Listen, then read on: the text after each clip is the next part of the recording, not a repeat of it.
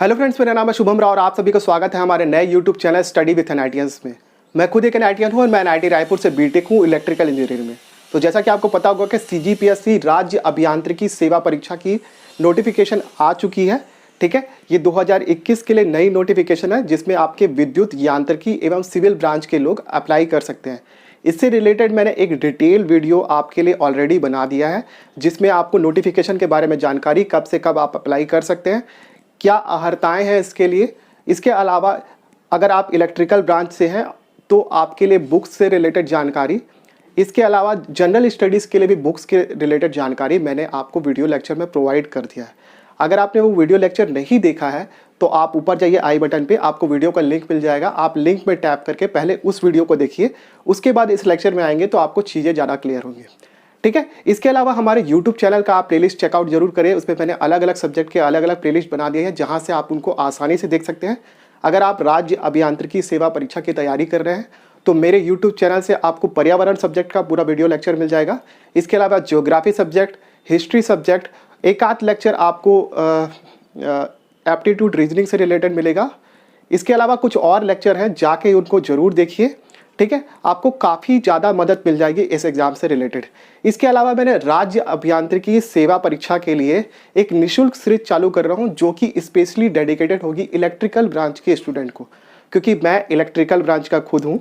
तो आपको सिविल वाले हैं अगर आप, और आप यदि मैकेनिकल वाले हैं तो आपके लिए वीडियो लेक्चर नहीं प्रोवाइड कर सकता मैं। अगर इन फ्यूचर कोई जानकारी आपको मेरे वीडियो लेक्चर में मिलेगी तो वो बात अलग है। ठीक है, कोई अगर स्टूडेंट वगैरह आ गया या फिर कोई टीचर फैकल्टी आ गई तो सारी जानकारी मैं आपको दे दूंगा। ठीक है, इसके अलावा आज हम लोग जो चर्चा करने वाले हैं वो बेसिकली आपके छत्तीसगढ़ का जो जनरल स्टडीज का पेपर आया था 2020 राज्य अभियांत्रिकी सेवा परीक्षा में। ठीक है, उससे रिलेटेड हम लोग चीज़ें डिस्कस करेंगे। ठीक है, मैं आपको क्वेश्चन तो बताऊंगा ही बताऊंगा, इसके अलावा कुछ एडिशनल फैक्ट भी इस वीडियो लेक्चर में बताऊंगा। ठीक है, ये वीडियो लेक्चर उन लोगों के लिए भी काफ़ी इंपॉर्टेंट है जो कि आपके सीजीपीएससी स्टेट सर्विसेज की तैयारी कर रहे थे। ठीक है, स्टेट सर्विसेज की बात कर रहा हूँ, स्टेट इंजीनियरिंग सर्विस की बात नहीं कर रहा हूँ। ठीक है, उनको क्या स्ट्रैटेजी अपनानी चाहिए मैं उसके बारे में भी जानकारी दूंगा। जो लोग बिल्कुल फ्रेशर हैं, मतलब जो कभी सीजीपीएससी का एग्ज़ाम आज तक टच नहीं किए हैं, जो लोग डायरेक्टली इंजीनियरिंग का एग्ज़ाम दे रहे थे, गेट हो गया, ईएस हो गया और बाकी सारे एग्ज़ाम, उनके लिए स्पेशली ये लेक्चर है। ठीक है, उनको किस प्रकार की स्ट्रैटेजी अपनानी चाहिए इस लेक्चर से इस एग्ज़ाम से रिलेटेड, उसके बारे में मैं कंप्लीट आपको जानकारी दूंगा। ठीक है, और जैसा कि मैंने आपको लास्ट लेक्चर में बोला था, अगर आपको ये क्वेश्चन पेपर चाहिए जो मेरे हाथ पे रखा हुआ है वो अगर चाहिए तो आप मेरे इंस्टाग्राम हैंडल, फेसबुक हैंडल या फिर मेरे व्हाट्सएप और टेलीग्राम किसी भी मीडियम में आप मुझे मैसेज कर सकते हैं। मैं आपको इसकी प्रति प्रदान कर दूंगा, बशर्ते कि आप इसको किसी थर्ड पर्सन को शेयर ना करो। ठीक है, उससे रिलेटेड डिटेल के लिए आप वीडियो का डिस्क्रिप्शन चेकआउट करिए, वहाँ पे बहुत सारे लिंक्स दिए हुए हैं मेरे फेसबुक, व्हाट्सएप, ट्विटर और इंस्टाग्राम के। वहाँ पे लिंक पे टैप करके आप मुझे डायरेक्टली मैसेज कीजिए। ठीक है, व्हाट्सएप वाले लिंक पे आप अगर टैप करके मुझे मैसेज करेंगे तो मैं आपको व्हाट्सएप सपोर्ट ग्रुप में जोड़ दूंगा। आप उस ग्रुप में काफ़ी सारी फ्री फैसिलिटी प्राप्त कर सकते हैं, जैसे कि आपको कुछ कंटेंट मिल जाएंगे करंट अफेयर से रिलेटेड और बाकी सारे सब्जेक्ट से रिलेटेड। तो उनको जरूर देखिएगा और मुझे कांटेक्ट कीजिए वहाँ पर। ठीक है, तो हम लोग डिस्कस करेंगे छत्तीसगढ़ का। हाँ, एक और चीज़ जो जरूरी चीज़ है, मैं आज अनाउंस कर रहा हूँ यहाँ पर आपके लिए फ्री क्लासेस के साथ साथ कुछ पेड लेक्चर्स भी। ठीक है, पेड लेक्चर्स मैं आपको जीएस के लिए प्रोवाइड करूँगा। ठीक है, जो पेपर नंबर 1 है। ठीक है, उसमें आप तीनों ब्रांच के लोग, आपके विद्युत हो गया, यांत्रिकी हो गया, सिविल ब्रांच के लोग, तीनों के तीनों ब्रांच के लोग आप मुझसे कांटेक्ट कर सकते हैं। अगर आपको पेड लेक्चर चाहिए इसके, मैं आपको प्रॉमिस करता हूँ कि 3.5 महीने जो अभी हमारे पास हैं उसमें मैं आपको ये पोर्शन कंप्लीट करवा दूंगा। ठीक है, जो लोग भी इलेक्ट्रिकल ब्रांच के लोग हैं, ठीक है, जो इस एग्ज़ाम में अपीयर हो रहे हैं, वो दोनों पेपर 1 पेपर 2 के लिए मुझसे कॉन्टैक्ट कर सकते हैं। उसके बारे में भी जानकारी देने के लिए आप स्क्रीन में दिए हुए नंबर पर संपर्क करें, मैं आपको पूरी की पूरी जानकारी वहाँ पर प्रदान कर दूँगा। आज जो हम लोग देख रहे हैं वो छत्तीसगढ़ का केवल पोर्शन देखेंगे। मेरे पास जो पेपर रखा है वो पेपर का जो सेट है वो सेट है डी नंबर। ठीक है, हम लोग डी सेट के हिसाब से देखेंगे। मैंने इसमें क्वेश्चन काफ़ी शॉर्ट में लिखे हैं, आप देख रहे होंगे स्क्रीन पे। मैं आपको एक्सप्लेन कर दूंगा, आपको टेंशन नहीं होगी इससे। लेकिन आप उससे बेटर एक काम कर सकते हैं, पहले आप ये क्वेश्चन पेपर मुझसे ले लीजिए, ठीक है। उसको लेने के लिए एक तरीका मैंने आपको बता दिया। आप सीधा मुझे व्हाट्सएप पे मैसेज करेंगे अपने नाम, लोकेशन और ब्रांच के साथ, मैं आपको ये पेपर प्रोवाइड कर दूंगा। आप पेपर हाथ पे रखे रहिए और उसके बाद फिर इस लेक्चर में आएंगे तो आपको चीज़ें ज़्यादा क्लियर होंगी, क्योंकि मैं यहाँ पे एकदम शॉर्ट में क्वेश्चन लिखा हुआ, हालांकि मैं एक्सप्लेन जरूर करूँगा, लेकिन अगर आपके हाथ में पेपर रहेगा तो आप काफ़ी अच्छे से इस क्वेश्चन को समझ सकते हैं, ठीक है। तो हम लोग चालू कर रहे हैं पेपर नंबर आपका पहले का सेट डी, और सेट डी में भी स्पेसिफिकली अगर बात की जाए तो 51 नंबर के क्वेश्चन है जो कि छत्तीसगढ़ का है। हम लोग केवल आज छत्तीसगढ़ का ही क्वेश्चन डिस्कस करेंगे, क्वेश्चन पेपर डिस्कस करेंगे। इसमें आए थे आपके 50 क्वेश्चन और इसमें से मैंने सही किए थे आपके 43 क्वेश्चन, ठीक है। मैं आपको बताऊंगा कि कैसे आप इस क्वेश्चन पेपर में से मैक्सिमम स्कोर कर सकते हैं, उसके लिए भी सारी स्ट्रेटेजी हम लोग डिस्कस करेंगे एट लास्ट में। सबसे पहले हम लोग अभी केवल क्वेश्चन और उनका आंसर और इससे रिलेटेड जो भी आपके फैक्ट्स हैं वो सारे मैं आपको 1 बाय 1 बताऊंगा। पहला है आपका क्वेश्चन नंबर 51, आप देख रहे होगे, ठीक है। इसमें मैंने शॉर्ट में लिखा है गोपाल मिश्र। क्वेश्चन पूछा था कि रतनपुर के कवि गोपाल द्वारा लिखित पुस्तक कौन सी है। तो बेसिकली ये गोपाल जो लिखा हुआ है ये गोपाल मिश्र के बारे में पूछ रहा है, जो कि आपके रतनपुर राज्य के राज कवि थे, राज सिंह के दरबारी थे, ठीक है। और उन्होंने काफ़ी सारी पुस्तकें लिखी है। मैंने जो इसका शॉर्ट कोड बनाया वो ऐसा है, JKSESR। जे से आपका जैमिनी, के से खूब तमाशा, ए से आपका है अश्वमेघ, सी से चिंतामणि, एस से सुभदामा चरित्र और आर से आपका राम प्रताप, ठीक है। और आपके जो क्वेश्चन में जो पूछा था आपके राम प्रताप क्वेश्चन का आंसर ऑप्शन नंबर है आपका ए राम प्रताप, बी है आपका भक्ति चिंतामणि, सी खूब तमाशा और डी उपरोक्त सभी। तो आपका आंसर क्या होगा? उपरोक्त सभी। नेक्स्ट है आपका कोरबा जनजाति में मृतक संस्कार को क्या कहा जाता है, ठीक है।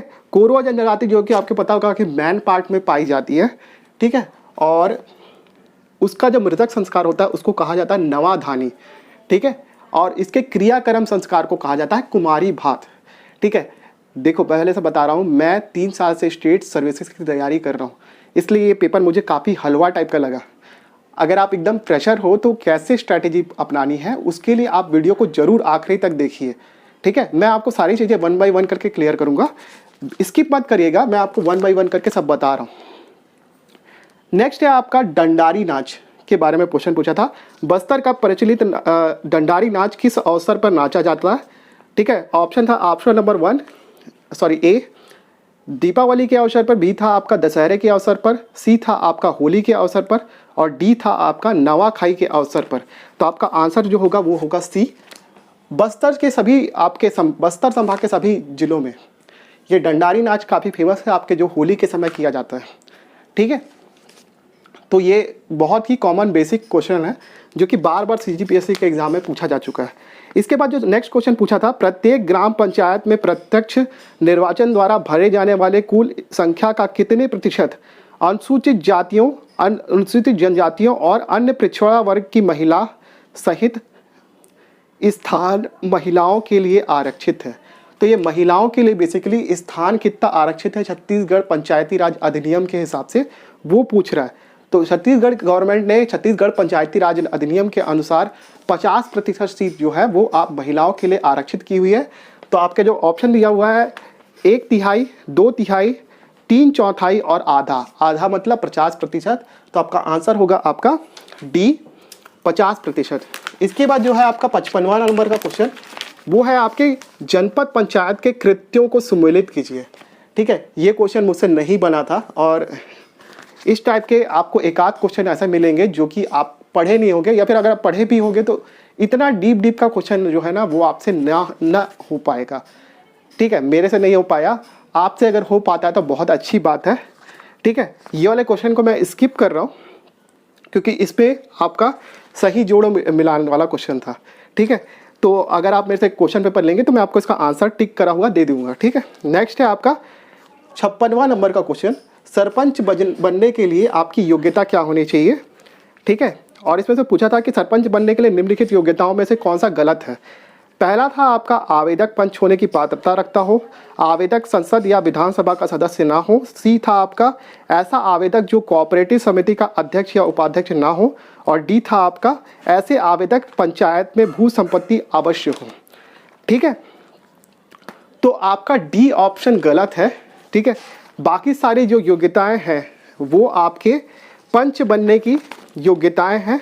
केवल आपका डी, जिसके पास जरूरी ऐसा नहीं है कि आपका पंच या सरपंच बनने के लिए आपको फाइट करने के लिए आपका ग्राम पंचायत में आपका भूमि संपत्ति होनी चाहिए। ठीक है, तो ये ऑप्शन गलत था। हालांकि इसका आंसर मुझे नहीं पता था, लेकिन मुझे इतना जरूर पता था कि ये आवश्यक योग्यता नहीं है। ठीक है, तो आप ऐसे एलिमिनेट करके भी आप अपने क्वेश्चन को लगाइए। जैसे आपके पास 4 ऑप्शन है और 4 ऑप्शन में से आपको ऐसा लगता है कि आप 3 ऑप्शन के बारे में नहीं जानते हैं। ठीक है, तो चौथे ऑप्शन के बारे में एकदम 100% श्योर है कि ये तो हो ही नहीं सकता, तो आप ऐसे ऑप्शन को टिक कर दीजिए। इसको बोलते हैं हम लोग एलिमिनेट करना। और ये पद्धति भी काफ़ी अच्छी उपयोगी होती है अगर आप कॉम्पिटिटिव एग्जामिनेशन के लिए अपीयर कर रहे हैं। नेक्स्ट जो आया था क्वेश्चन, छत्तीसगढ़ ग्राम न्यायालय की कार्यवाही एवं अभिलेख किस भाषा में रखा जाता है? Option number A Hindi, B Chhattisgarhi, C अंग्रेजी और डी किसी भी भाषा में।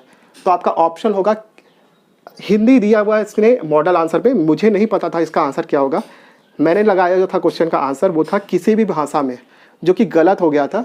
ठीक है, आपका इसका आंसर है ग्राम न्यायालय की कार्यवाही जो है वो आपकी किसी भी भाषा में सुरक्षित रखा जा सकता है। नेक्स्ट जो आपका पूछा है, राज्य सरकार पंचायतों को सहायता अनुदान किसकी सिफारिश पर विनिश्चित करती है? तो जो मैंने लिखा 58 नंबर का क्वेश्चन, पंचायतों को सहायता अनुदान।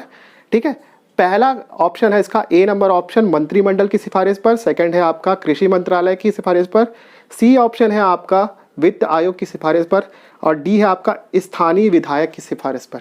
ठीक है, आपको पता होना चाहिए छत्तीसगढ़ पंचायती राज अधिनियम 1993 के तहत 243I में आपका राज्य वित्त आयोग का उल्लेख है, जो कि पंचायतों के लिए वित्त प्रबंधन का कार्य करती है और उनको सरकार के द्वारा ग्रांट की सिफारिश करती है। तो आपका ऑप्शन होगा आपका सी वित्त आयोग की सिफारिश पर।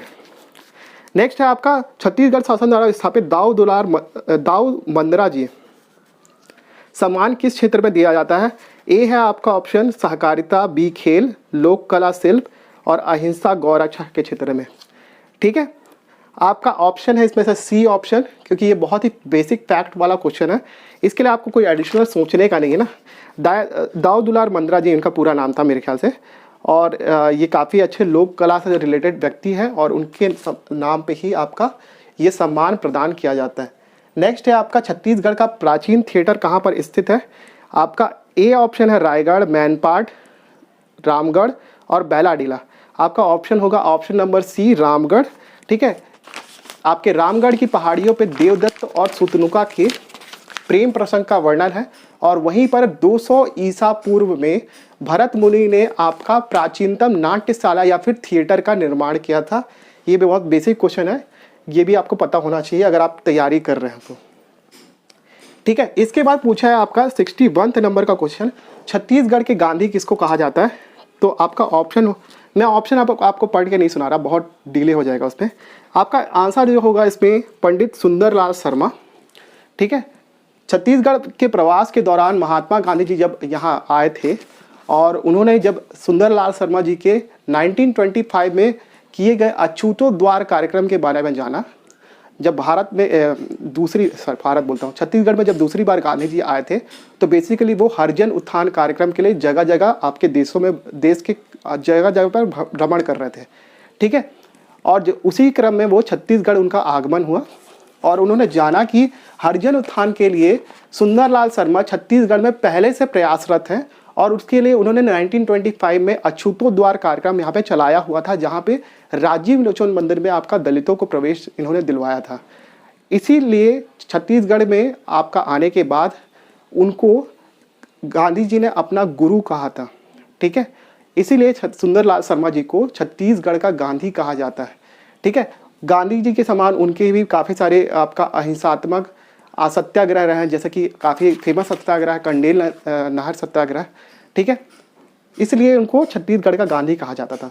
नेक्स्ट है आपका बेवरा कृषि किसके द्वारा की जाती है? तो इसका आंसर होगा आपका बैगा गांधी। ठीक है, एक्चुअली में बेवरा नहीं है, बेवार है। ठीक है, आपको ऐसे प्रिंटिंग मिस्टेक वाले क्वेश्चन आपको CGPSC के एग्ज़ाम में काफ़ी कॉमनली दिख जाएंगे, लेकिन हाँ आपको इतना दिमाग अपना वहाँ पे लगाना है कि जो क्वेश्चन पूछ रहा है वो कौन से सेंस में पूछ रहा है, ठीक है। तो इसका आंसर होगा आपका बैगा जनजाति, सॉरी, ठीक है। इसके बाद लिखा है स्त्रियों के माथे पर गोदना गोदवाना, 63 नंबर का क्वेश्चन, ठीक है, किस जनजाति की विशेषता है? तो ये भी आपके बैगा जनजाति की विशेषता है, ठीक है। सर्वाधिक गोदना प्रिय जनजाति जो है वो आपके बैगा जनजाति को माना जाता है।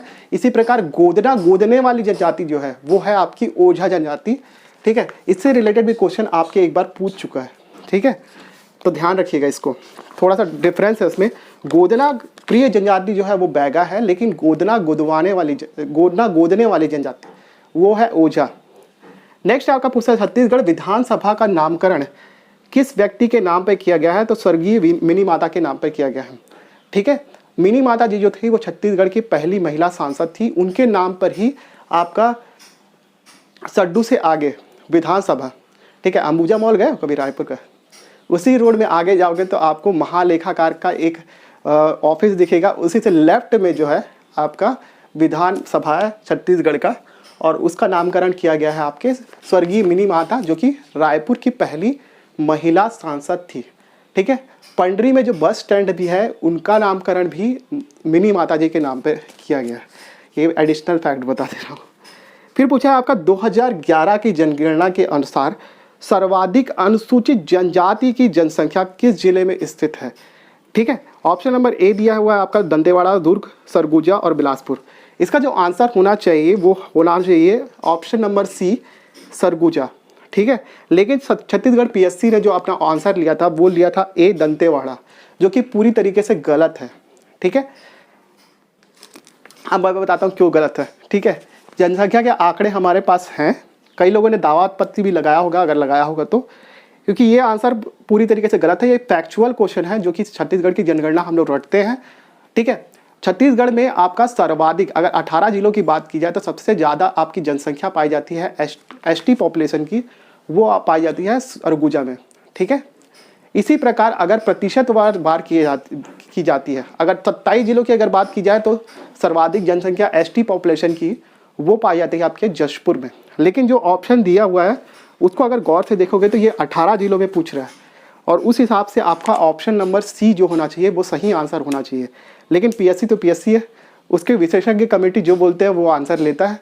भले से आप कुछ भी पढ़ लो कि छत्तीसगढ़ में किन हवाओं से वर्षा होती है, लेकिन वो ऑप्शन वही लेगा जो आपकी विशेषज्ञ कमेटी सिफारिश करेगी, और हाई कोर्ट ने भी इसके लिए कुछ नहीं किया। अब हम लोग कुछ भी नहीं कर सकते, अपना माथा फोड़ने की जरूरत नहीं दीवार पे, ठीक है। आपको कम से कम 5 क्वेश्चन, मिनिमम 5 क्वेश्चन आप मान के चलो, आपको GS पेपर में उसका आंसर कहीं नहीं मिलेगा, ठीक है, क्योंकि उसके जो विशेषज्ञ कमेटी लोग हैं वो जो आंसर लेंगे वही आंसर मान्य होता है, और उसी आंसर को CGPSC लेता है।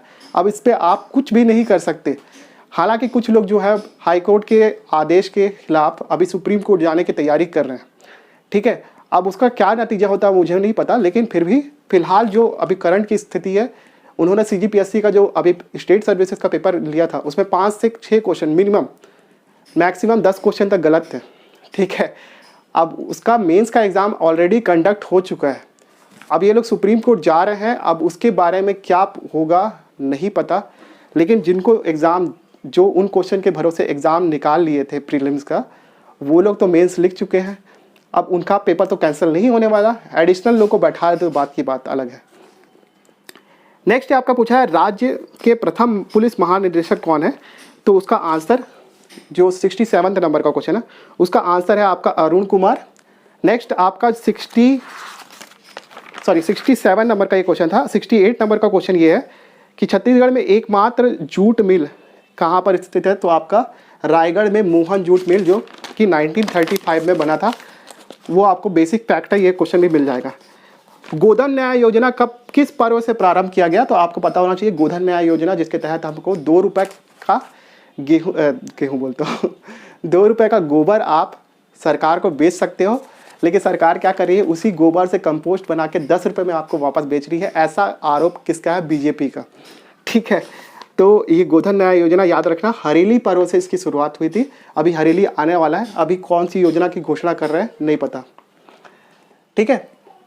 और हाँ, मेरे चैनल पे आपको करंट अफेयर के लेक्चर्स मिलते रहेंगे, तो करंट अफेयर भी मेरे आप यूट्यूब चैनल से कवर कर सकते हो, ठीक है। उसकी भी सारी जानकारी मेरे व्हाट्सएप ग्रुप, टेलीग्राम ग्रुप और सभी जगह मिलती रहती है। इसके अलावा अगर इस चैनल को सब्सक्राइब करके बेल नोटिफिकेशन अगर दबा लेते हो तो आपको समय समय पर सारे लेक्चर की जानकारी मिलते रहेगी, ठीक है। तो सब्सक्राइब जरूर करना, लेकिन बेल नोटिफिकेशन जरूर ऑन कर लेना अगर आप मेरे टेलीग्राम और व्हाट्सएप ग्रुप से नहीं जुड़े हो तो, ठीक है। इसके अलावा इंस्टाग्राम और फेसबुक पे भी आपको जानकारी मैं देते रहता हूँ वीडियो लेक्चर से रिलेटेड। फिर इसके बाद पूछा है कि छत्तीसगढ़ राज्य द्वारा स्वामी आत्मानंद शासकीय इंग्लिश मीडियम स्कूल की योजना के तहत प्रथम चरण में कितने इंग्लिश मीडियम स्कूल शुरू किए जा रहे हैं, तो इसका आंसर होगा 52। आत्मानंद स्कूल काफ़ी अच्छी योजना है सरकार की। सरकारी स्कूल की तर्ज पर, सरकारी स्कूल में पहले हिंदी मीडियम के स्कूल रहते थे, प्राइवेट स्कूल की तर्ज पर आप सरकारी स्कूल को भी इंग्लिश मीडियम अच्छी गुणवत्ता के स्कूल डेवलप करने की योजना है आपकी भूपेश बघेल गवर्नमेंट की। और अभी वर्तमान की अगर बात करूं तो वर्तमान में 171 स्कूल बन चुके हैं या फिर प्रस्तावित हैं आत्मानंद योजना के तहत, ठीक है। जब ये क्वेश्चन आया था तब 52 स्कूल जो थे वो प्रस्तावित थे। ये तो पेपर जो हुआ था वो 15 जनवरी को हुआ था, ठीक है। अभी 171 है। इसके बाद पूछा है छत्तीसगढ़ सरकार ने, जो आपका नेक्स्ट क्वेश्चन 71 का, छत्तीसगढ़ सरकार ने किसानों की फसलों की सुरक्षा और उनकी आय को बढ़ाने के लिए कौन सी योजना प्रारंभ की है, ठीक है। तो इसका आंसर होगा आपका रोका छेका अभियान, ठीक है। अब ये रोका छेका अभियान क्या है, तो फसलों की सुरक्षा मतलब आपका जो भी मवेशी, जो भी घुमंतु पशु जीव वगैरह, मवेशी मतलब बेसिकली आपके गाय भैंस वगैरह की बात की जा रही है, ठीक है। वो लोग सड़कों पे घूमते रहते हैं, तो बेसिकली उनके घूमने से क्या होता है, कई प्रकार के एक्सीडेंट हो जाते हैं, आपको पता ही होगा। तो उन सारे लोगों को सड़कों से घूमने के लिए रोकना, उसको बोलते हैं रोका। छेका मतलब क्या है कि उनके लिए गौठानों की व्यवस्था करना, ठीक है। एक पर्टिकुलर एरिया छेकना मतलब छत्तीसगढ़ी में होता है घेरना, ठीक है। एक पर्टिकुलर एरिया को छेक के वहाँ पर आपके इन मवेशियों को रखा जाएगा, ठीक है। मवेशी अगर रहेंगे तो उनको चारा पानी की व्यवस्था होगी, ठीक है। वो लोग गोबर देंगे, उसी गोबर से आपका कंपोस्ट खाद बनाकर सरकार जो है वो किसानों की आय में वृद्धि भी करेगी, ठीक है, और बाकी सारी चीज़ें भी करेगी, ठीक है। तो इससे आपका किसानों के फसल की सुरक्षा, क्योंकि ये घुमंतु पशु क्या होते थे, किसानों के खेत में घुस जाएंगे तो वो क्या होगा, खेत को नष्ट कर देंगे। तो उससे बचने के लिए ये रोका छेका अभियान प्रारंभ किया गया है, ठीक है। तो ये जो क्वेश्चन पूछा था उसका आंसर होगा आपका रोका छेका अभियान। हालांकि इस क्वेश्चन में भी कॉन्ट्राडिक्शन है, क्योंकि राजीव गांधी किसान न्याय योजना भी किसानों की आय को बढ़ाने के लिए एक योजना है। उसे मेरे ख्याल से तो ये दोनों ऑप्शन में थोड़ा सा कन्फ्यूज़न था, ठीक है। लेकिन CGPSC ने जो आंसर लिया है वो रोका छेका अभियान को ही इसका आंसर लिया है, ठीक है। नेक्स्ट है आपका जो क्वेश्चन पूछा था ऑनलाइन क्लासेस, ठीक है। 1 से 10वीं तक के विद्यार्थियों को ऑनलाइन शिक्षा उपलब्ध कराने के लिए कौन सा एप्लीकेशन लाया गया है, तो इसका आंसर होगा आपका पढ़ाई तुहर दुआर, ठीक है। इस एप्लीकेशन के तहत बच्चों को ऑनलाइन शिक्षा दी जा रही है, क्योंकि कोविड की वजह से जो स्कूल है वो काफ़ी ज़्यादा प्रभावित हुए हैं और स्कूल खुल नहीं पा रहे हैं। तो छत्तीसगढ़ गवर्नमेंट ने पढ़ाई तुहर द्वार योजना मतलब एप्लीकेशन लाया है। नेक्स्ट जो आपका 73 नंबर का क्वेश्चन है वो पूछा था कि आपका चूना पत्थर की कौन सी गुफा है जो कांगेर चूना पत्थर बेल्ट पर गठित है, तो इसका आंसर होगा आपका कोटुमसर की गुफा, ठीक है। कुटुमसर में बहुत सारे स्ट्रक्चर भी बने हैं चूना पत्थर से, और ये बहुत ही बेसिक क्वेश्चन है, ठीक है। यहाँ पे अंधी मछलियाँ भी पाई जाती है जिसका नाम है आपका कैप्पियोला शंकराई, ठीक है, जो शंकर तिवारी जी के नाम पर रखा गया है। सबसे कम जन घनत्व, अब ये क्वेश्चन भी जो है वो आपका गलत लिया गया है CGPSC के द्वारा आंसर। इसमें पूछा था 2011 की जनगणना के अनुसार जिले में सबसे कम जनघनत्व कहाँ पर स्थित है, ठीक है। आपकी 2011 का जनगणना आप उठा के देख लो, उसमें आंसर दिया हुआ है नारायणपुर सबसे कम है, लेकिन नारायणपुर और बीजापुर दोनों का आपका जनघनत्व एक बराबर है 30, ठीक है। अब जनगणना की जो आंकड़े आए हैं उसके हिसाब से आंसर होना चाहिए C मतलब नारायणपुर, लेकिन आपका आंसर लिया उसने D बीजापुर, ठीक है। अब ये क्यों लिया मुझे नहीं पता, ये 2 क्वेश्चन अगर मेरे सही होते तो शायद क्या पता मेरा चयन हो जाता, लेकिन CGPSS जैसा कि मैंने आपको बताया कि 5 क्वेश्चन मिनिमम आपके पेपर में ऐसा दिखेगा जो कि आपका आंसर कहीं भी नहीं मिलेगा, ठीक है, किसी भी आपके कोचिंग इंस्टीट्यूट के बुक में नहीं, किसी भी आपकी जो हिंदी ग्रंथ अकेडमी की पुस्तक में नहीं, ठीक है।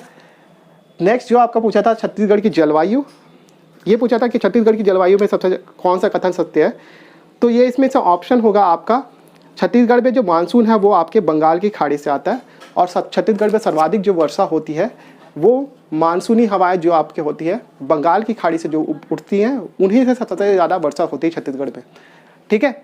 इससे रिलेटेड एक विवादास्पद प्रश्न आपके CGPSC स्टेट सर्विसेज एग्जाम में पूछा जा चुका है, ठीक है। उस प्रश्न के बारे में मैं फिलहाल चर्चा नहीं करने वाला, ठीक है, और वो ऑप्शन ही गलत था, ठीक है। 2 क्वेश्चन उससे रिलेटेड आए थे, 2 क्वेश्चन मतलब 4 नंबर में दुनिया इधर की उधर हो जाती है लोगों की, ठीक है। कभी पेपर दे के देखना अगर नहीं दिए हो तो। उत्तर छत्तीसगढ़ की सर्वाधिक उच्च भूमि है, ठीक है। आपका ऑप्शन कई सारे दिए थे लेकिन इसमें से जो आंसर सही होगा चांग बखार देवगढ़ की पहाड़ी है। जो छत्तीसगढ़ का जो नॉर्थन सबसे ऊंची चोटी है वो आपकी गौरा लाटा है, लेकिन गौरा लाटा जो है वो आपके जसपुर के आपका स्पेसिफिकली बात की जाए तो सामरी पार्ट पर स्थित है, ठीक है। कहीं कहीं आपको बुक में दिखेगा लहसुन पार्ट पर स्थित है, लेकिन जो ऑप्शन दिए थे ऑप्शन में से आपका चांग बखार देवगढ़ की पहाड़ी जो है वो उत्तरी छत्तीसगढ़ की सबसे ऊंची चोटी है अगर गौरा लाटा को हटा दिया जाए तो, ठीक है। लिए हुए ऑप्शन में से मैं टोटल ओवरऑल की बात नहीं कर रहा हूँ, और भी कई सारी चोटियाँ जो चांग बखार देवगढ़ की। एक्चुअली वीडियो के दौरान मुझे कॉल आ गया था तो मुझे वीडियो डिसकंटिन्यूअस करके बनाना पड़ रहा है, ठीक है। लेकिन जो मैंने जहाँ तक बता दिया था ये आपका 76 नंबर के क्वेश्चन तक, ठीक है, कि छत्तीसगढ़ की उच्च भूमि जो है वो आपके ऑप्शन के अनुसार आपकी चांग बखार देवगढ़ की पहाड़ियाँ हैं, ठीक है, और यही सही आंसर होगा इसका। और CGPSC ने भी सेम आंसर लिया है। इसके बाद पूछा है कि आपका दुर्ग जिले के दल्ली राजरा, हालांकि ये दुर्ग जिले में नहीं था, ये बालोद में है अभी फिलहाल, ठीक है, में कौन सा अयस्क पाया जाता है, तो आपका हेमेटाइट अयस्क पाया जाता है, लौह अयस्क की बात कर रहा हूँ मैं, ठीक है। छत्तीसगढ़ में जो भी लौह अयस्क पाया जाता है वो हेमेटाइट किस्म का है और बालोद के दल्ली राजरा में जो स्थित है वो भी आपका हेमेटाइट किस्म का लौह अयस्क है, ठीक है। इसके बाद आपका 78 नंबर का क्वेश्चन जो है वो आपका सुमेलित करने वाला क्वेश्चन है, तो जिसको मैं स्किप कर रहा क्योंकि ये मैचिंग वाला क्वेश्चन है जो कि आपको समझ में नहीं आएगा अगर मैं ऐसे ओरली बोलूँगा तो, ठीक है। आपको जब मैं क्वेश्चन पेपर दूंगा उसकी कॉपी तो आप वहाँ से मैच कर लीजिएगा कि कौन सा ऑप्शन सही है। नेक्स्ट जो क्वेश्चन पूछा था 79 नंबर का कि मुंगेली जिला के उपखंड कौन कौन से हैं, ठीक है, तो इसमें आपका ऑप्शन सही जो था वो है आपका मुंगेली, पथरिया, लोरमी, ठीक है। बेसिकली मुझे पता नहीं था इस क्वेश्चन का आंसर क्या होगा, लेकिन जो दिए हुए ऑप्शन में से तखतपुर जो है वो आपके 2 ऑप्शन में था, मुझे इतना पता था कि ये शायद बिलासपुर में। नेक्स्ट डी ऑप्शन में से आपका कोटा दिया हुआ है, कोटा भी बिलासपुर में है, इसलिए इसका ऑप्शन ए होना चाहिए। इस तरीके से आप एलिमिनेट करके भी क्वेश्चन आंसर बना सकते हैं। नेक्स्ट पूछा था आपका छत्तीसगढ़ का शिमला किसे कहते हैं, ठीक है। छत्तीसगढ़ का शिमला बेसिकली मैन पार्ट को कहते हैं और ये बहुत ही बेसिक फैक्ट वाला क्वेश्चन है, ठीक है। नेक्स्ट जो पूछा था वो आपका लोरो घाटी किसके लिए प्रसिद्ध है, आपका 81 नंबर का क्वेश्चन, ठीक है। लोरो घाटी बेसिकली आपके फूलों के उत्पादन के लिए प्रसिद्ध है, ठीक है। बेसिकली जो मुझे नहीं पता था इसका आंसर और मैंने गलत भी कर दिया था, मैंने जो मारा था वो टमाटर के लिए मारा था, ठीक है। मुझे लगा कि लोरो और लुडे एक दूसरे से मिलता जुलता नाम है तो हो सकता है, लेकिन ये गलत था क्वेश्चन, ठीक है, मैंने गलत कर दिया था, मतलब क्वेश्चन सही था।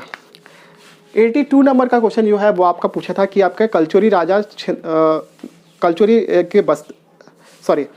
कलचुरी राजा ने किस बस्तर के छिंदक राजवंश के राजा सोमेश्वर देव को पराजित किया था, ये क्वेश्चन पूछा था, तो उसका आंसर होगा जाजाले देव फर्स्ट, ठीक है। जाजाले देव फर्स्ट ने आपका छिंदक राजवंशी राजा सोमेश्वर देव एवं उसके परिवार को बंदी बना लिया था, बाद में उनकी माता गुंड महादेवी के कहने पर उसको छोड़ दिया था, ठीक है।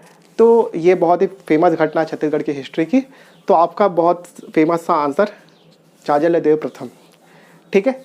इसके बाद जो आपका 83 नंबर का जो क्वेश्चन है वो है आपका कि सेवई क्या है, तो सेवई खाने वाला सेवई नहीं है, मराठा काल में एक प्रकार का कर होता था जिसको सेवई बोलते हैं। इसके अलावा टकोली होता था, टकोली के अलावा पंडरी होता था, कलाली होता था, ये सारे प्रकार के कर होते थे जो कि आपका मराठा काल में लिए जाते थे।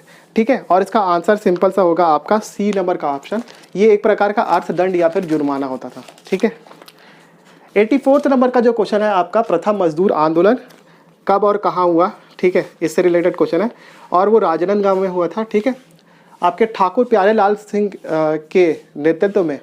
ठीक है, जब छत्तीसगढ़ के बाहर आपका देश में असहयोग आंदोलन चल रहा था, तो छत्तीसगढ़ में कई प्रकार के मूवमेंट चल रहे थे, लाइक आपका कंडेल लहर सत्याग्रह, और उसी क्रम में था आपका ये मजदूर मिल आंदोलन, जिसको लीड कर रहे थे ठाकुर प्यारे लाल सिंह।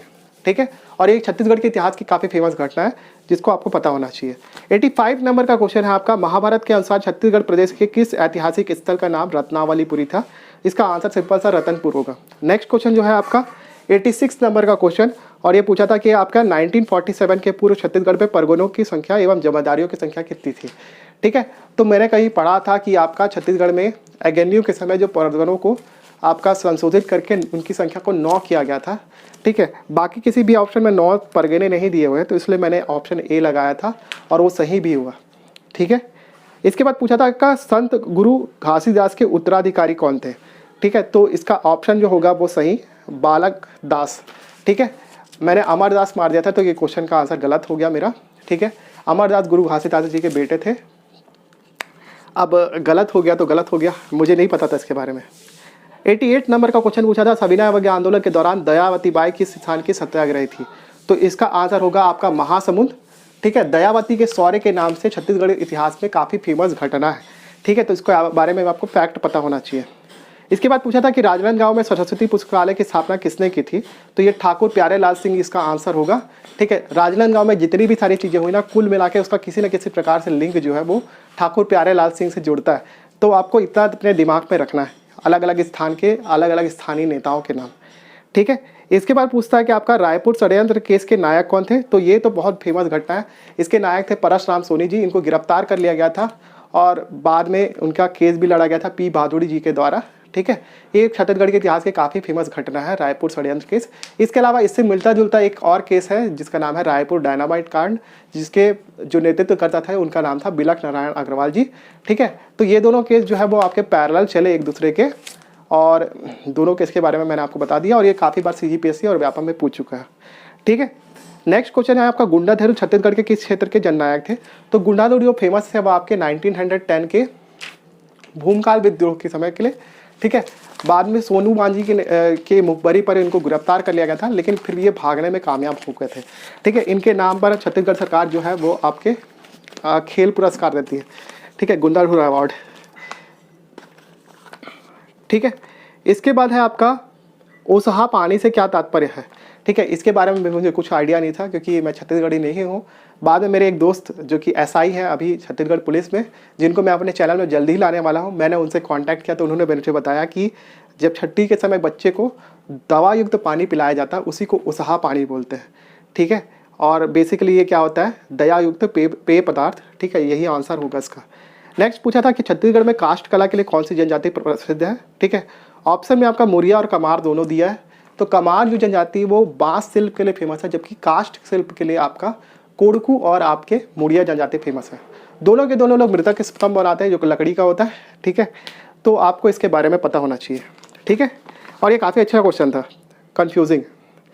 ठीक है, 94 नंबर का क्वेश्चन पूछा था, हरियाली अमावस्या लिखा हुआ है, छत्तीसगढ़ की महिलाएं दीवारों पे क्या बनाती है। तो ये इसका आंसर हुआ सवनाही। सवनाही में आपका बहुत सारे भूत प्रेत वगैरह से बचने के लिए आपका शेर भालू वगैरह के चित्र बनाए जाते हैं। ठीक है, इनको सवनाही कहा जाता है ताकि बुरी आत्माओं का प्रवेश घर में ना हो सके। ठीक है, अभी हरेली आने वाला वैसे। इसके बाद आपका 95 नंबर का क्वेश्चन जो है आपका, अक्षय तृतीया के समय कौन सा पर्व मनाया जाता है। तो ये बहुत ही बहुत ही बेसिक क्वेश्चन है। और पुत्रा पुत्री विवाह अक्ति तीज या फिर आपकी वैशाख तृतीया को मनाया जाता है। ठीक है, ये भी आप बना सकते हो। उसके बाद पूछता है छत्तीसगढ़ में तुरतुरिया आश्रम किस ऋषि से संबंधित है। तो इसका आंसर होगा आपका वाल्मीकि ऋषि से। वाल्मीकि आश्रम यहाँ पे स्थित है। लव कुश की जन्म स्थली तुरतुरिया है जो कि छत्तीसगढ़ के बलौदा बाजार में है और ये रामायण सर्किट का एक हिस्सा है। नेक्स्ट है आपका, कौन सा नृत्य छत्तीसगढ़ का लोक नृत्य नहीं है। तो दिए हुए ऑप्शन में से आपका राई नृत्य जो है वो लोक नृत्य नहीं है। ठीक है। इसके अलावा कर्मा जनजाति के कर्मा नृत्य जो है वो आपके उरांव और बैगा जनजाति के लोग करते हैं। सुआ नृत्य तो सारी जनजाति के लोग करते हैं, ठीक है, और ये बेसिकली दिवाली के समय किया जाता है। पंथी नृत्य तो आपको पता ही होगा, सतनाम पंथ के लोग करते हैं, जो कि आपका जैत खाम के चारों ओर घूम घूम के करते हैं, ठीक है। इसके बाद पूछता है छत्तीसगढ़ में 98 नंबर का क्वेश्चन है, छत्तीसगढ़ में कौन सा प्रणय गीत है, ठीक है। प्रणय गीत में आपका आंसर दिया हुआ है आपका, उसमें से होगा आपका ददरिया, ठीक है। ददरिया प्रणय गीत या फिर आपका प्रेम का गीत है। इसको छत्तीसगढ़ी लोकगीतों का राजा कहते हैं और ये बेसिकली जब धान बोते रहते हैं, ठीक है, रोपाई करते रहते हैं, तो उस समय ये गाया जाता है और ये सवाल जवाब की शैली में पुरुषों एवं महिलाओं के बीच में गाया जाता है और ये एक प्रकार की अंताक्षरी टाइप का वो लोग खेलते हैं, ठीक है, और एट द इंस्टेंट उन लोग राइम करते हैं, ठीक है, इसी को ददरिया कहते हैं और ये बहुत बार क्वेश्चन पूछ चुका CGPSC में। इसके बाद नेक्स्ट जो क्वेश्चन आया था आपका, संगीत के लिए कौन सा वादक यंत्र का प्रयोग होता है। इसमें ऑप्शन के अनुसार आपका चिकारा, खंजरी, ढपली, उपरोक्त सभी। मैंने गलती से उपरोक्त सभी मार दिया था और वो सही भी हो गया था क्योंकि मुझे इस क्वेश्चन के बारे में कोई भी आइडिया नहीं था, ठीक है। इसके बाद 130 नंबर का जो क्वेश्चन है वो भी आपके छत्तीसगढ़ से रिलेटेड है, तो आपके कभी कभी ऊपर नीचे क्वेश्चन कर देता है, ठीक है, और उन क्वेश्चन का के बारे में आप देखोगे तो आपको पता चलेगा कि कितने क्वेश्चन हुए। तो ये 130 नंबर का क्वेश्चन सेट नंबर डी में दिया हुआ था, ठीक है। इसमें भी बेसिकली आपके छत्तीसगढ़ सरकार की कुछ योजनाएं दी थी और उनके डेट दिया था जिनको सुमेलित करना था, ठीक है। तो मैं उसके बारे में अभी चर्चा नहीं कर रहा हूँ क्योंकि अगर मैं वो बताना चालू करूँगा तो आपसे बनेगा नहीं, ठीक है। तो वीडियो अभी ख़त्म नहीं हुई है, मैं आपको एक बहुत ही ज़रूरी चीज़ बताता हूँ कि आपको इसकी तैयारी किस प्रकार करनी है और इसमें से कौन कौन से टॉपिक आपको प्रिपेयर करने हैं, ठीक है। बेसिकली अगर आप छत्तीसगढ़ स्टेट सर्विस की तैयारी पहले से कर रहे हैं तो आपके लिए पेपर काफ़ी ईजी लगेगा आपको, ठीक है, अगर आप ठीक ठाक तैयारी कर रहे हैं तो। अगर आप तैयारी नहीं कर रहे हैं तो आपको ये पेपर कठिन लग सकता है, ठीक है। तो मैं उन सारे स्टूडेंट जो लोग पहले से स्टेट सर्विस की तैयारी कर रहे हैं उनके लिए ये कहना चाहूँगा कि आप पेपर नंबर 2 पे ज़्यादा फोकस करें, ना कि पेपर नंबर 1 पर, क्योंकि आपसे ये क्वेश्चन पेपर काफ़ी आसानी से हो जाएगा, ठीक है, जहाँ तक मुझे लगता है। लेकिन अगर आपको फिर भी कॉन्फिडेंस नहीं है तो आप इसके लिए तैयारी करें, जिसके लिए मैंने आपको बुक बता दी है। राज्य हिंदी ग्रंथ अकादमी की पुस्तक और उपकार पब्लिकेशन के जो बुक है उसको आप अपने पास रेफरेंस के रूप में रखें। इसके अलावा आपको जो भी कोचिंग इंस्टीट्यूट पसंद है उसकी आप एक बुक खरीद लें, ठीक है। और उसको मैं यहाँ पे प्रमोट नहीं कर रहा कि कौन सी कोचिंग इंस्टीट्यूट की बुक आपके लिए काफ़ी बेस्ट होगी, ठीक है, क्योंकि वो सब काम मैं नहीं करता। आप कोई भी जो कोचिंग इंस्टीट्यूट की बुक है उसको आप परचेस कर ले। इसके अलावा राज्य हिंदी ग्रंथ अकादमी की पुस्तक और उपकार पब्लिकेशन की जो बुक है उसको आप कंपलसरी अपने पास रखें, ठीक है, तो आपकी काफ़ी अच्छी तैयारी हो जाएगी इस एग्ज़ाम की। नेक्स्ट, जो लोग पहली बार इस एग्ज़ाम में अपीयर हो रहे हैं, CGPSC का कोई भी एग्ज़ाम नहीं दिए हैं, ठीक है, या फिर वो इंजीनियरिंग और गेट और ES और ये सारे एग्ज़ाम देते रहे हैं, तो उनके लिए मैं कहना चाहूँगा कि आप पेपर नंबर 1 पे काफ़ी ज़्यादा फोकस करें, ठीक है। रीज़न उसका ये है क्योंकि आपको मिनिमम 40% मार्क्स लाने हैं अगर आप जनरल कैटेगरी के स्टूडेंट हैं तो। अगर आप SC ST कैटेगरी के स्टूडेंट हैं तो आपको 30% में आपका काम हो जाएगा, ठीक है। अगर आप जैसे मान लीजिए टेक्निकल में काफ़ी अच्छा स्कोर कर लेते हैं, मान लेते हैं 250 मार्क्स आप स्कोर कर लीजिए टेक्निकल में, लेकिन अगर आप पेपर नंबर 1 में 120 मार्क्स स्कोर मतलब 40% मार्क्स स्कोर नहीं कर पा रहे हैं, जनरल कैटेगरी के स्टूडेंट की बात कर रहा हूँ, तो आपका पेपर काउंट ही नहीं होगा, आप वैसे ही फेल हो, ठीक है। तो आपको पेपर नंबर 1 में कम से कम 120 का टारगेट, मिनिमम 120 का टारगेट तो बना के ही चलना है अगर आप इस GS के पेपर में कभी अपीयर ही नहीं हुआ, ठीक है। लेकिन अगर आप थोड़ा बहुत भी इस पर आपको कॉन्फिडेंस है तो आप काफ़ी अच्छे मार्क्स स्कोर कर सकते हो, क्योंकि पेपर का लेवल उतना ज़्यादा नहीं है जितना आपका स्टेट सर्विसेज में पूछता है, ठीक है। आपको तैयारी किस प्रकार करनी है थोड़ा सा चर्चा उस पर करते हैं।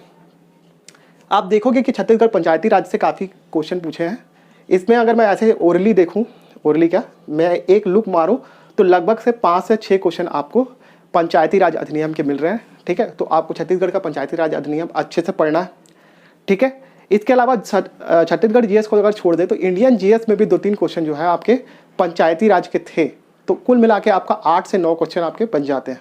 तो उतना वेटेज काफ़ी होता है कि इसी एक सब्जेक्ट को पढ़ने का, तो पंचायती राज अधिनियम आपको काफ़ी अच्छे से पढ़ना है। इसके अलावा आप छत्तीसगढ़ की जनजातियों के बारे में काफ़ी डिटेल से पढ़ें, ठीक है। उससे रिलेटेड भी सारी चीज़ें जो है आपको किसी न किसी बुक में मिल जाएगी। राज्य हिंदी ग्रंथ अकादमी की पुस्तक में काफ़ी अच्छा नोट्स है, उसको जाके देखिए। नेक्स्ट जो आप देख रहे हो जितने भी और क्वेश्चन हैं वो सारे के सारे बेसिक क्वेश्चन हैं और कुछ करंट अफेयर से रिलेटेड क्वेश्चन है। तो करंट अफेयर का जो लेक्चर है वो मैं हर दिन आपको अपने यूट्यूब चैनल पे प्रोवाइड करता हूँ। जो कि एब्सोल्युटली फ्री ऑफ कॉस्ट होता है। इसके अलावा मैं हर दिन अपने स्टडी चैनल पे मतलब फेसबुक, व्हाट्सएप, ट्विटर और इंस्टाग्राम और टेलीग्राम पे आपको पेपर की कटिंग भेजता रहता हूँ, ठीक है। उन कटिंग्स को भी आप देख के अपनी तैयारी काफ़ी अच्छे से कर सकते हैं, ठीक है। लेकिन उसके लिए आपको मेरे ग्रुप से जुड़ना पड़ेगा, और ग्रुप से जुड़ने के लिए जानकारी मैं ऑलरेडी वीडियो के पहले मैं दे चुका हूँ। तो आप जुड़िए मेरे ग्रुप से, तो आप इससे रिलेटेड चीज़ों का इस्तेमाल कर सकेंगे, ठीक है। एक और चीज़ जो आपको मैं बोलना चाहता था कि इसके बाद जो ये आप एग्ज़ाम में अपीयर हुए, सिलेक्शन हो गया आपका, 75 नंबर का आपका इंटरव्यू का पोर्शन होता है, ठीक है। इस इंटरव्यू में आप अपीयर होने के बाद आपकी एक फाइनल सिलेक्शन लिस्ट बनती है। अगर आप विद्युत यांत्रिकी से रिलेटेड हैं तो आपको टारगेट बनाना है 450 मार्क्स का रिटन एग्जाम में। मैं रिटन की बात कर रहा हूँ, मैं इंटरव्यू की बात अभी नहीं कर रहा हूँ, ठीक है। क्योंकि मेरे खुद 416 नंबर थे और मेरा सिलेक्शन नहीं हुआ। तो आपको टारगेट मिनिमम 450 मार्क्स का करना है, क्योंकि 2 ही पोस्ट हैं आपके जनरल के लिए, ठीक है। अगर आप इतना नहीं ला पाते हो तो आप ऐसी उम्मीद बिल्कुल भी मत करना कि आपका सिलेक्शन हो जाएगा, ठीक है। वैसे भी आपको पता नहीं कि क्या क्या हो रहा है अभी, ठीक है। ज़्यादा जानकारी के लिए आप फेसबुक देख सकते हो, ठीक है। 75 नंबर का आपका जो इंटरव्यू होता है, इंटरव्यू में आप तैयारी करें और इस एग्ज़ाम को पास करें, ठीक है। ऑल डिपेंड्स अपॉन योर मेहनत। कोई कोचिंग इंस्टीट्यूट आपका कुछ नहीं बदल सकता, आपका भाग्य बिल्कुल नहीं बदल सकता, ठीक है। अगर आपको इस सब्जेक्ट की तैयारी करनी है, जीएस का पेपर, अगर आप मैकेनिकल, इलेक्ट्रिकल या फिर सिविल ब्रांच से भी बिलोंग करते हैं और आपको इस सब्जेक्ट की तैयारी करनी है, जीएस सब्जेक्ट की, तो आप नीचे दिए हुए नंबर पर संपर्क कर सकते हैं, ठीक है। मैं आपको एश्योर करता हूं कि जितना भी मार्केट रेट होगा उससे काफ़ी कम कीमत पे मैं आपको पढ़ाऊंगा, जो कि मैं ऑलरेडी पढ़ाता हूं और पढ़ा रहा हूं, ठीक है। मेरे इतने मतलब 3 साल मैं तैयारी कर चुका हूं, इसलिए मेरे को ये पेपर काफ़ी हलवे टाइप का लगा, ठीक है। हो सकता है कि आपको 1 साल में या फिर 3 महीने में ही ये पेपर हलवे टाइप का लगने लगे, तो उसके लिए ज़रूरी है आपका मुझसे पढ़ना। तो आपको पढ़ने के लिए सीधा मुझे कांटेक्ट करना पड़ेगा इस नंबर पे। आप अगर इलेक्ट्रिकल ब्रांच के हैं तो भी आप इस नीचे दिए हुए नंबर पर संपर्क कर सकते हैं। मैं आपको इलेक्ट्रिकल सब्जेक्ट की भी तैयारी करवा दूंगा इस एग्ज़ाम से रिलेटेड, ठीक है।